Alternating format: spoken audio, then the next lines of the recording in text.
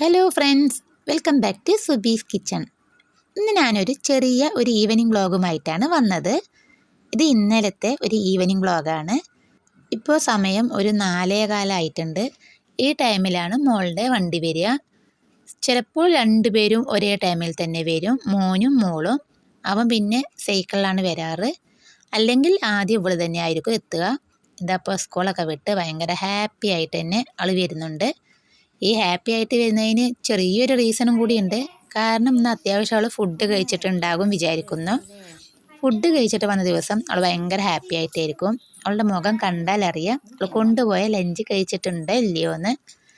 ഇതാ ഇപ്പോൾ വന്ന ഉടനെ തന്നെ അവൾ അവളുടേതായ കാര്യങ്ങളെല്ലാം എടുത്ത് വെച്ച് ഒന്ന് മേലൊക്കെ കഴുകി ഒന്ന് റെഡിയാവാൻ പോവുകയാണ്.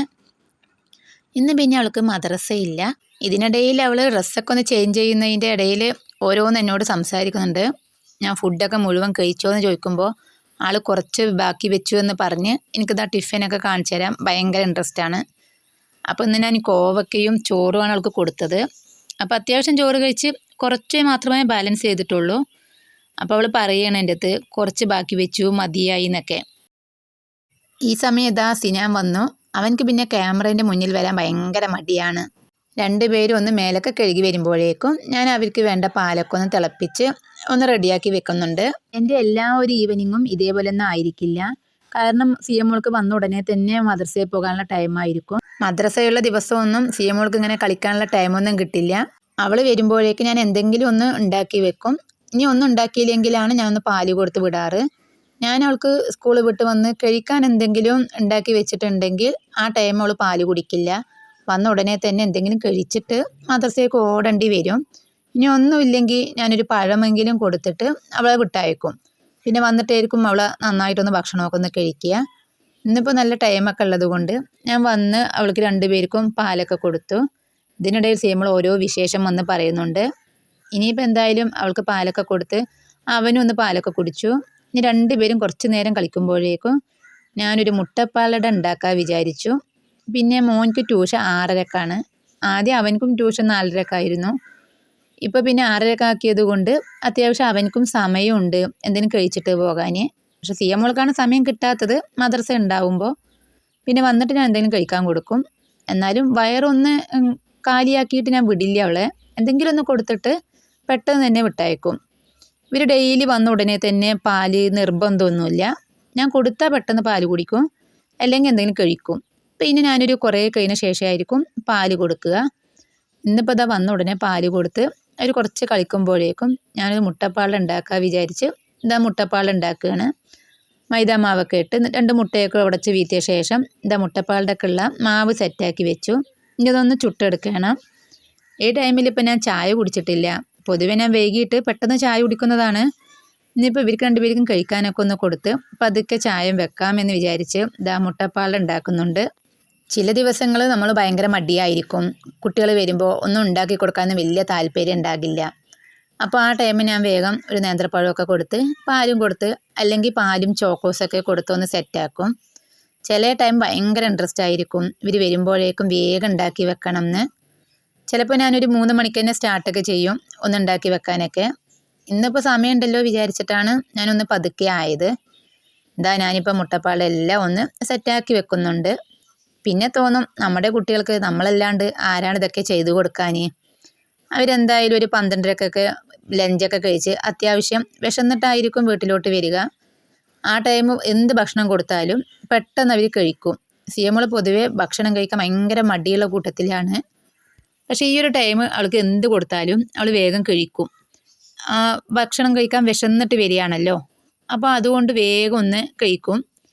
അപ്പോൾ തന്നെ മുട്ടപ്പാലിലേക്ക് ഉണ്ടാക്കുമ്പോഴേക്കും അവരവിടെ രണ്ടുപേരും പാടെ എന്തൊക്കെയോ കളിയൊക്കെ ചെയ്യുന്നുണ്ട്.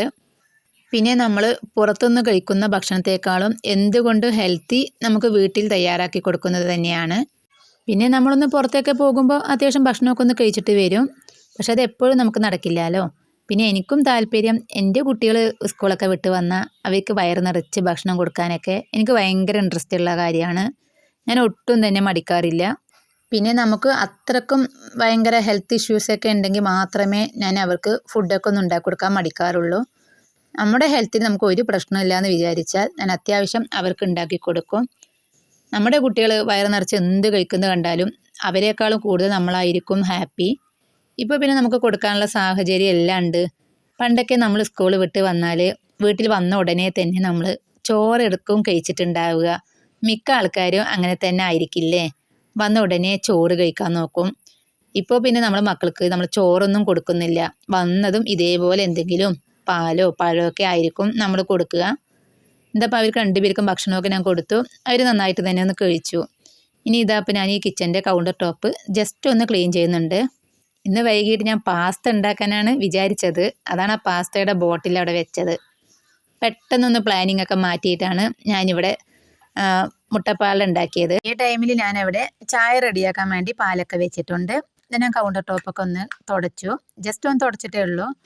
പിന്നെ ഇതാ കഴുകാൻ ഈ വൈകുന്നേരത്തെ പാത്രങ്ങളാണ്. ഇപ്പോൾ ഇവർ കഴിച്ചതും അവരോട് കൊണ്ടുവന്ന ടിഫിൻ ബോക്സ് എല്ലാം കഴുകാനുണ്ട്. ഇതൊക്കെ പിന്നെ എനിക്ക് കുടിക്കാൻ വേണ്ടി റെഡിയാക്കി വെള്ളം വെക്കുന്ന ബോട്ടിൽസാണ് അതെല്ലാം. അവിടെ ചായക്കുള്ള പാലൊക്കെ തിളച്ചു. ഇനി ഇതാ ഞാൻ ഞാനിപ്പോൾ ചായയല്ല കാപ്പിയാണ് കുടിക്കുന്നത്. എനിക്കിങ്ങനെ ഇന്നത് വേണം നിർബന്ധമൊന്നുമില്ല. ചായയാണ് ഇഷ്ടം. പക്ഷെ ഞാൻ പെട്ടെന്ന് ഇപ്പോൾ ഒന്ന് കാപ്പി വെച്ച് തന്നേ ഉള്ളൂ.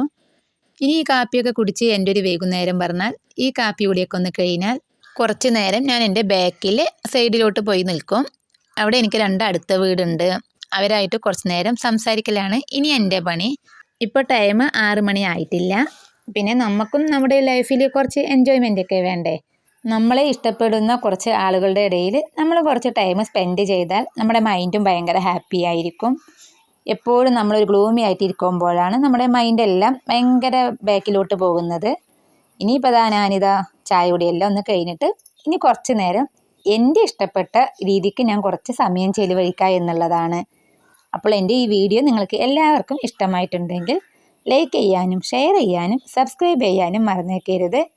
സബ്സ്ക്രൈബ് ചെയ്ത് തൊട്ടടുത്തുള്ള ബെൽ ബട്ടനും കൂടി ഒന്ന് പ്രസ് ചെയ്ത് അതിൽ ഓൾ ബട്ടനും കൂടി ഒന്ന് പ്രസ് ചെയ്യാനും കൂടി ഒന്നും മറന്നേക്കരുത്.